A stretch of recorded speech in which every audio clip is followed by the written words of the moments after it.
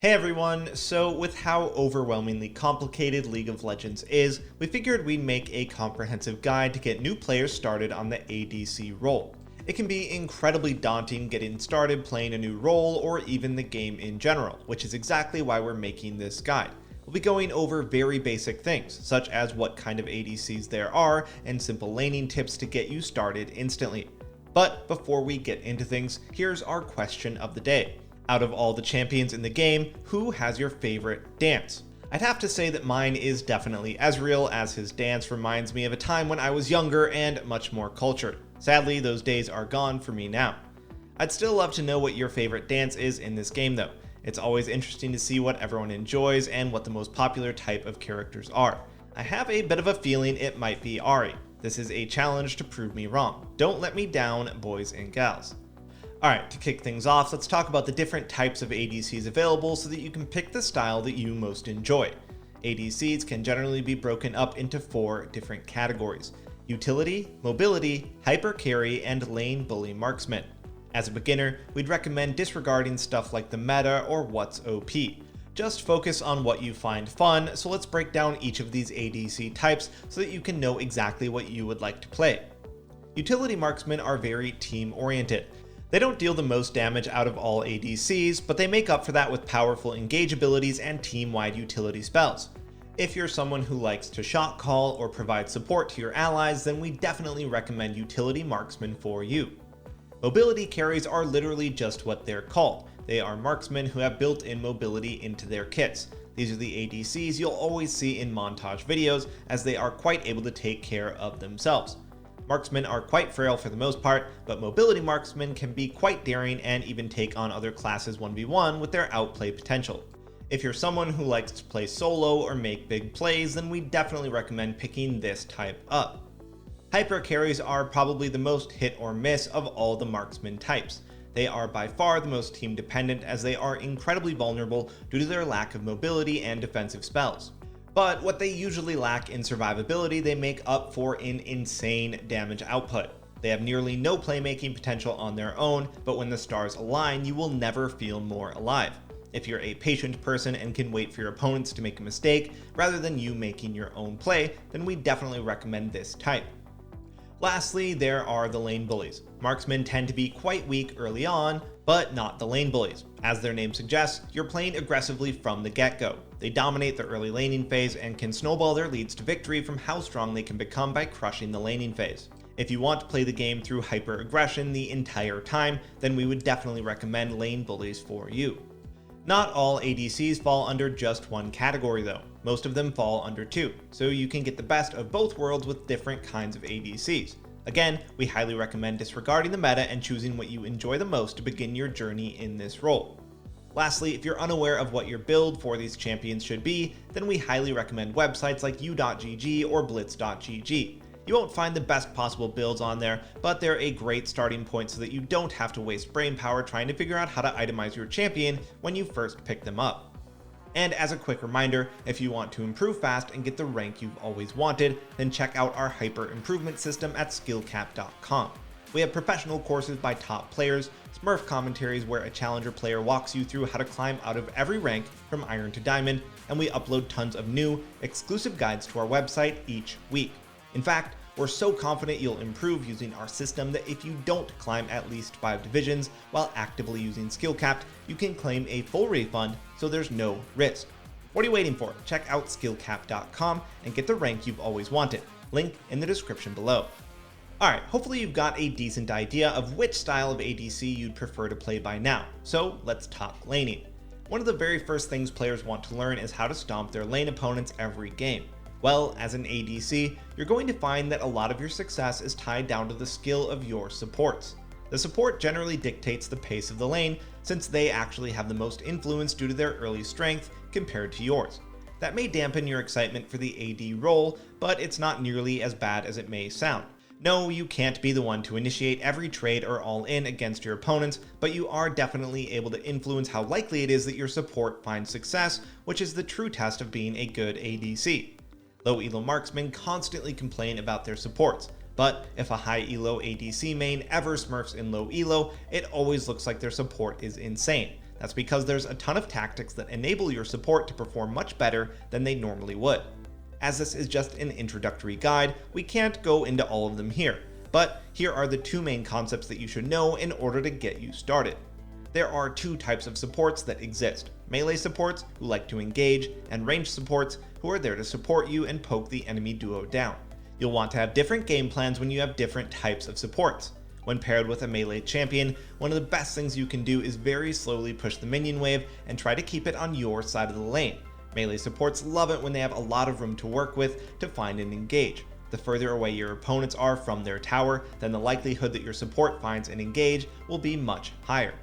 It's especially deadly when you allow the wave to push with an engaged support, since jungle ganks become that much easier to set up.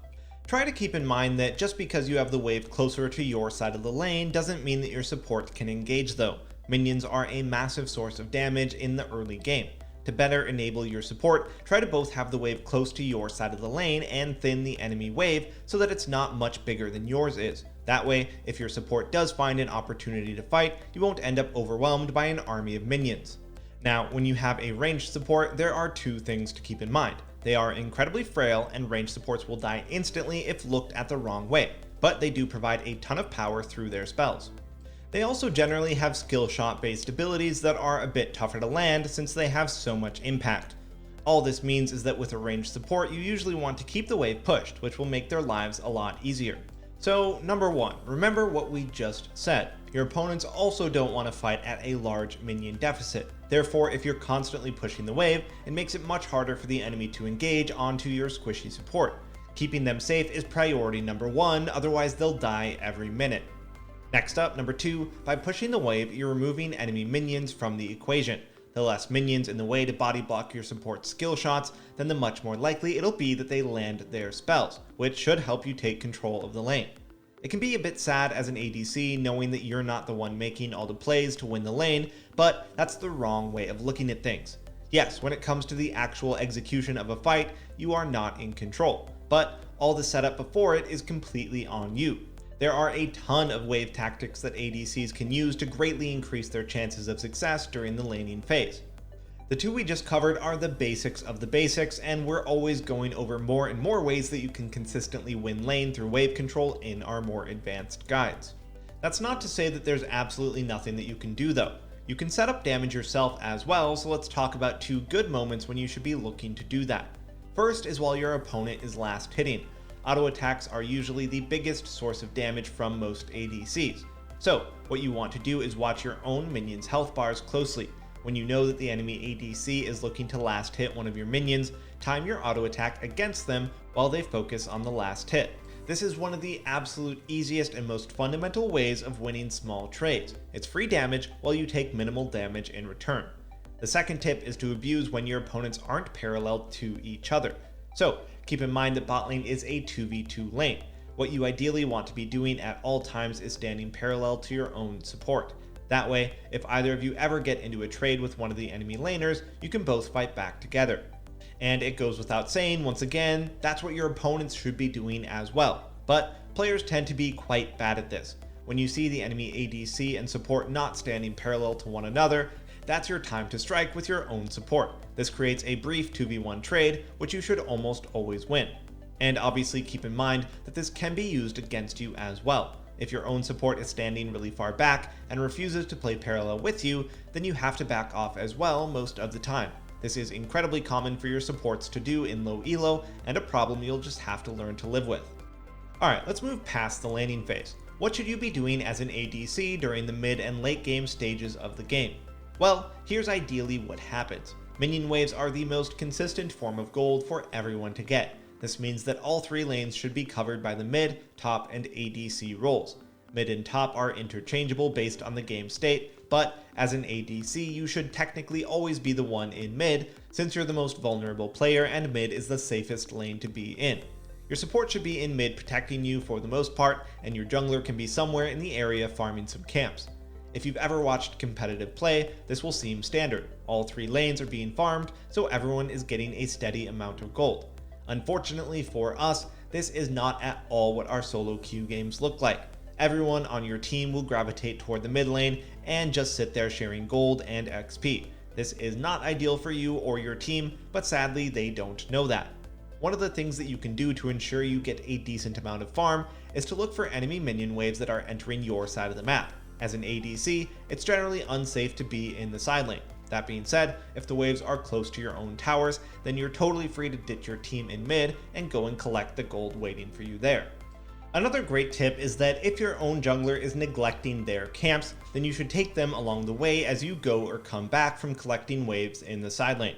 Don't try to take your jungler's camps while they're in the area, but if you were farming the bot lane wave and your jungler is top doing Gromp, then it's totally fine to take the Krugs on your way back to mid for an extra bit of gold in your pockets.